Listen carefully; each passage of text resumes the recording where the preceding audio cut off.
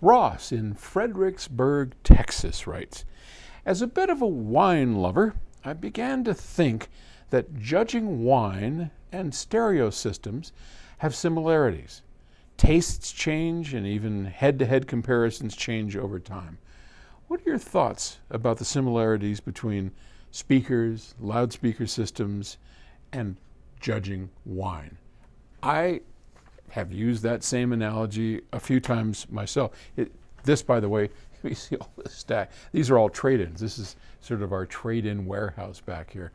As many of you know, one of the things that we do domestically is we make it easy to trade in your old equipment and to buy new stuff from PS Audio. So this is where it all winds up, and we clean it up and we move it out onto the used market. So wine is a very personal, I wanted to say endeavor, but it's not a personal endeavor. It's your tastes are different than my tastes. So for example, I might like let's say if we have a Chardonnay, I might like that oaky, dry taste, and you might like that sort of big bloom sweet taste if we're talking Chardonnays, right?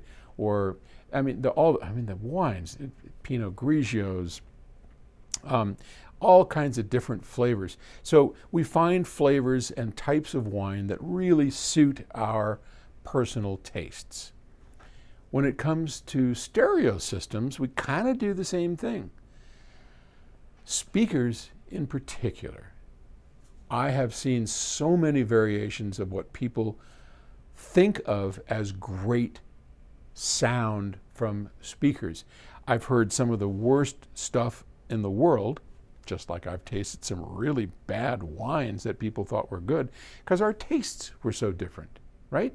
I mean, your taste isn't my taste, but we may be very similar, and that may be one of the reasons why you watch my videos, because we're kind of have a kinship going on here, and I like to think that.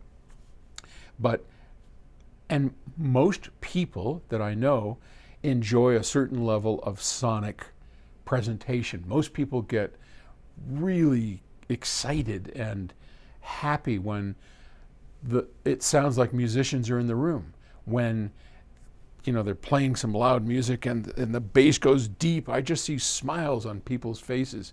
Well, wine is kind of the same way. If you watch a tasting and you put a really fine wine out there and some not so fine wine, you can watch people's faces like, yeah, ooh, that's nice. Ooh, I like that. Or like kind of scrunched up. It's kind of the same thing, but it all has to do with personal taste. And I would encourage you, if you're in the market for new speakers, for new electronics, or even just upgrading what you have, try and get a handle on what it is that floats your boat. What is it about a musical presentation in your room that kind of gets you excited? What is it? Is it that deep bass? Is it that imaging? Because I'm a big imaging freak. People know that. But other people are yeah, imaging's fine, but tonality. If the tonality is correct, they're in heaven.